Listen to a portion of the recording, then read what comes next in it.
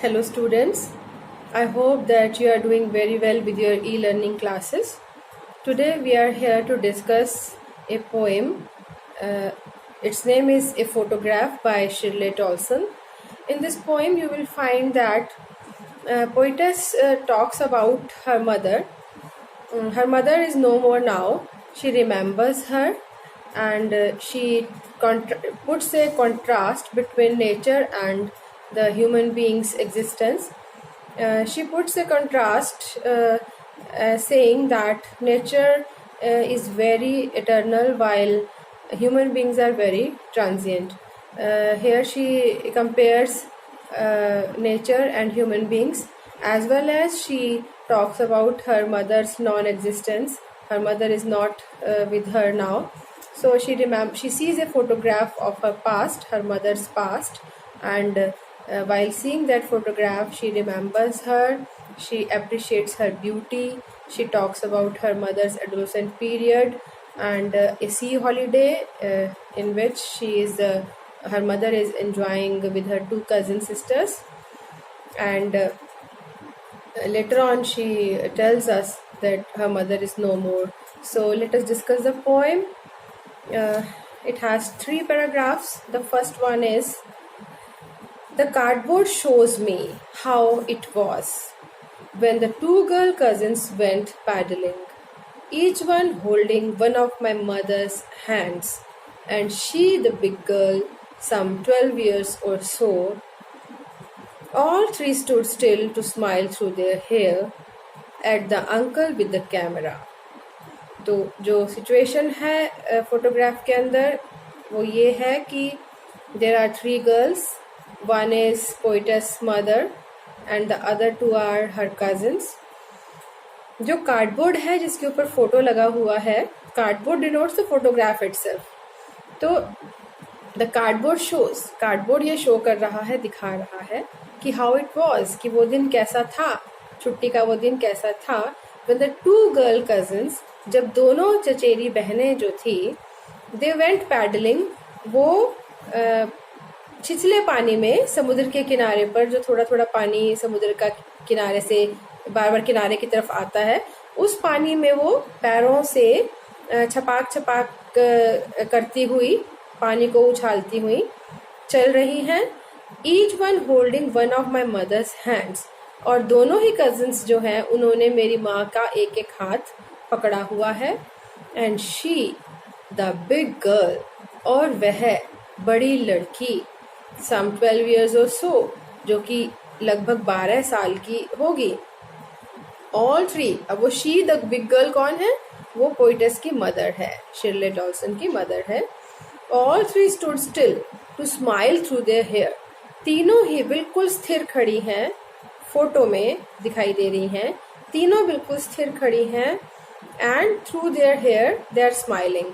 Smiling through their hair का मतलब ये है कि हवा चल रही हो तो जो बाल हैं वो चेहरे के ऊपर गिरने लगते हैं, आने लगते हैं. तो वो हवा के साथ बाल चेहरे पर आ गए हैं. तो तीनों लड़कियां जो एक दूसरे का हाथ पकड़े हुए खड़ी हैं, बाल उनके चेहरे पर आए हुए हैं, तो बालों के अंदर से उनकी स्माइल दिखाई दे रही है. तो that is why the poetess has used this phrase कि they are smiling through their hair. वे जो हंस रही हैं वो अपने बालों के अंदर से उनकी मुस्कुराहट दिखाई दे रही है. At the uncle with the camera, किधर हंस रही हैं वो? अंकल की तरफ देखकर हंस रही हैं. अंकल जो कि कैमरा लिए हुए हैं, तो वो अपने अंकल की तरफ देख के हंस रही हैं, और अंकल जो हैं वो कैमरे से उनकी फोटो को क्लिक कर रहे हैं. A sweet face my mother's that was before I was born. तो माँ का चेहरा अब वो डिस्क्राइब कर रहे हैं कि how beautiful her mother's face was. तो वैसे हर एक बेटी के लिए उसकी माँ का चेहरा स्वीट ही होता है. So she says A sweet face, कितना प्यारा मधुर चेहरा मेरी माँ का. ये उस समय की बात है जब मैं पैदा नहीं हुई थी. That was before I was born. ये जो चेहरा है ये मेरी माँ का वो चेहरा है मेरे जन्म से पहले का. एंड द सी, अब वो समुद्र के बारे में बता रही हैं. which appears to have changed less, washed their terribly transient feet. और उस फोटो में ही दिखाई दे रहा है कि जो समुद्र है जो कि इतने सालों में कुछ भी चेंज नहीं हुआ है। इतने सालों में का मतलब because the photo denotes her mother who is around 12 years of age, and अब जो जिस समय उसने पोइम लिखी उस समय उसकी मदर की डेथ हो चुकी है। तो इस सारे टाइम पीरियड में उसके पास एक कहानी है कि किस तरह से माँ इतने साल की थी और इतने साल बाद अब जब वो नहीं है। बट उस समय पर फोटो में जो समुद्र दिखाई दे रहा है वो आज भी वैसे का वैसा है, which shows that nature's life जो है, नेचर का जो जीवन है, it doesn't changes like ours. हमारा लाइफ बहुत जल्दी जल्दी चेंज हो जाता है, but nature changes very slowly. So sea जो है, समुद्र जो है, it appears to have change less. उसमें बहुत ज्यादा बदलाव दिखाई नहीं देता है। वो समुद्र का पानी मेरी माँ और उनकी जो चचेरी बहनें हैं उनके पैरों को धो रहा है, और फीट को डिस्क्राइब किया गया है टेरिबली ट्रांजिएंट फीट कहकर। टेरिबल का मतलब आपको वैसे भयानक, भयंकर रूप से। ट्रांजिएंट, ट्रांजिएंट का मीनिंग आप जरूर नोट कीजिएगा। ट्रांजिएंट का मतलब होता है अस्थाई, क्षण भंगुर, जिसका जीवन काल बहुत छोटा है। तो जीवन काल इंसान का 80, 90, 100 साल का होता है, तो but it is very small in contrast to the life of nature. प्रकृति के साथ उसकी तुलना दिखाई गई है इंसान के जीवन की। So in comparison to that our life is very transient.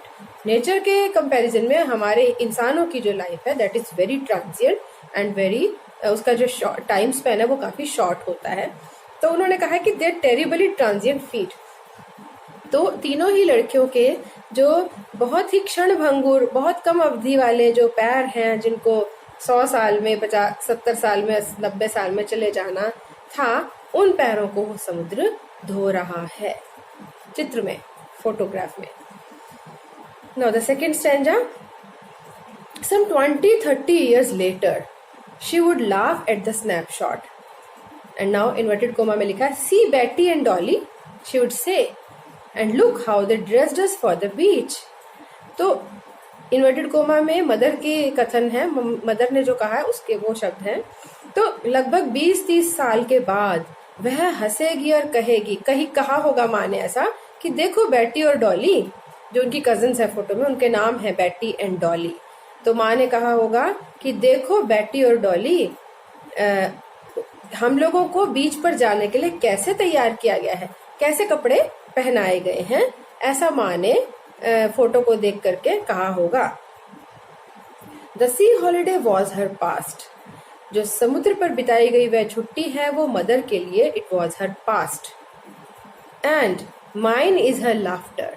And now on this day, mother का जो लाफ्टर है that is a past for the poetess because mother is not with her.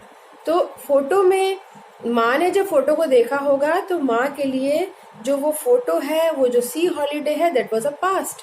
और मैं आज देख रही हूँ उस फोटोग्राफ को, and I am seeing my mother laughing through her hair, और मैं सोच रही हूँ कि माँ इस फोटो को देखकर भी हंसी होगी, तो that laughter for me is also a past. तो दोनों के लिए एक एक पास्ट जो है वो उसका जिक्र पोइटेस ने यहाँ पर किया है। Both rhyme with the laboured ease of loss. Rhyme का मतलब होता है वैसे मुंह चिढ़ाना, व्यंग में किसी की तरफ मुंह चिढ़ाना। तो जो सी हॉलीडे है दैट इज राइंग टूवर्ड मदर। वो सी हॉलीडे क्योंकि पास्ट है, तो वो जो खुशी जो बीत चुकी है वो अब पास्ट हो चुकी है, वो माँ की तरफ मुंह चिढ़ा रही है, और माँ का जो लाफ्टर है that is past for me.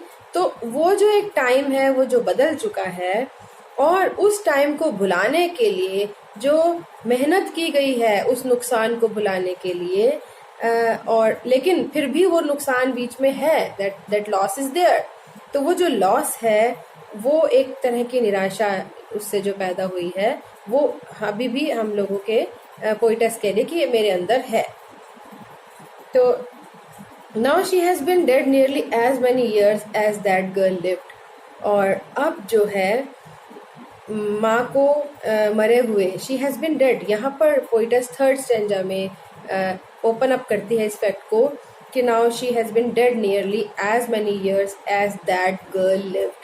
कि अब माँ को मरे हुए उतने ही साल हो चुके हैं जितने कि वह लड़की उस समय तक जी थी, यानी फोटोग्राफ में जो लड़की थी। So end of this circumstance, और अब जो हालात हैं, अब माँ को मरे हुए इतने साल हो चुके हैं, अब जो हालात हैं, there is nothing to say at all, कुछ भी कहने के लिए नहीं है। बिकॉज वहाँ पर क्या है, देयर इज ए वॉइड, एक खाली जगह है मदर के जाने से। Because you know that nobody can replace the place of a mother. जो माँ की जगह है उसको कोई भी उसको भर नहीं सकता है। तो it is a permanent void there, एक परमानेंट खाली जगह बन चुकी है।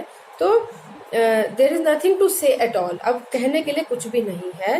एंड इट्स साइलेंस साइलेंसेस, और माँ के जाने से जो जगह खाली हुई है और जो चुप्पी, जो मौन पैदा हुआ है, जो साइलेंस आई है, that silence is our words also, वो हमारे शब्दों को चुप करा देती है। वो चुप्पी, वो खालीपन जो है, that also restrict us to say something, वो हमें रोक देता है कुछ भी कहने से। Because that loss is so great, the loss of mother, जो माँ के ना होने का जो लॉस है, that is so much big that it resist us to speak anything, उसमें कुछ भी कहने की जगह फिर नहीं बचती है।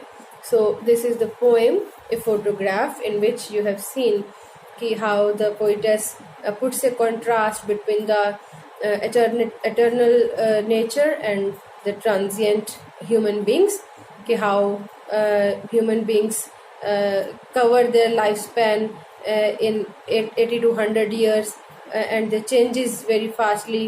We start from childhood, adolescent period, then our adulthood, and then our old age. ये हमारा जो टाइम पीरियड है, ये बड़ी तेजी से हमारा लाइफ में घटित होता है।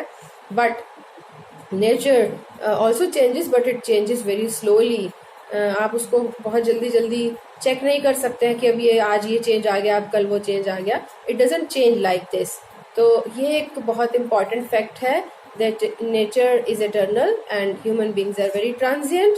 एंड इसके अलावा पोइट ने अपनी ये बात को भी अंडरलाइन किया है कि हाउ डेथ इज इनएविटेबल, मौत जो है वो एक अनिवार्य चीज है, वो आनी ही होती है। So she has underline this fact while, जब हम वो आती है तो वो जगह जो है वो उस पर्सन की खाली हो जाती है, and it creates a permanent void, एक परमानेंट जगह, खालीपन एक जगह पैदा हो जाता है। And you don't get words to describe that absence, उस व्यक्ति के ना होने को आप डिस्क्राइब नहीं कर सकते हैं वर्ड्स में। And that creates, that insist you to keep silence on it. तो if we discuss the question answer of this poem, the first question is, what does the word cardboard denote in the poem? जो शुरू में बिल्कुल beginning में poem में the cardboard शब्द का इस्तेमाल किया है, व्हाट डज इट डिनोट, किस चीज को ये का प्रतीक है ये? तो you know it very well that the cardboard denotes the photograph. Cardboard जो है वो फोटोग्राफ के ऊपर लगी हुई है। So the cardboard itself denotes the photograph. And what was the camera captured? Camera ने क्या चीज को कैप्चर किया था? What has the camera captured? The camera has captured 3 girls on a C holiday. आपको पता है कि कैमरा ने 3 गर्ल्स की एक फोटो को कैप्चर किया था। The 3 girls are the poetess mother and her 2 cousins, and the photograph was clicked by their uncle, and there was a scene कि sea holiday है, and they are standing on the seashore, and their feet are being washed by the eternal sea। उस picture में हम देखते हैं किस तरह से उनके पैरों को एटर्नल सी जो है वो धो रहा है।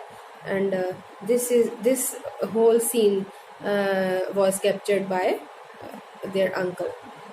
What has not changed over the years? Does this suggest something to you? क्या चीज थी जो इतने सालों में नहीं बदली थी? इससे आपको क्या सजेस्ट करती है ये चीज?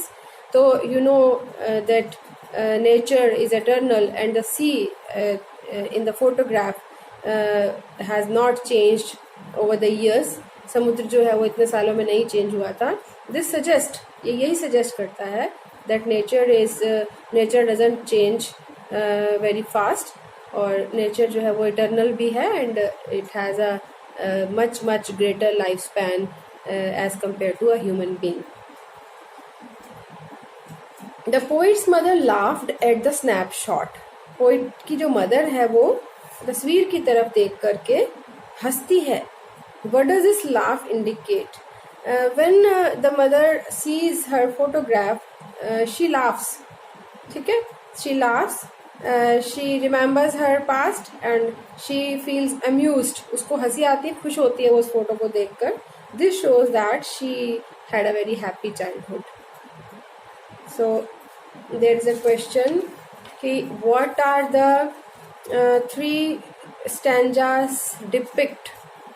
The three stanzas depict three different stages.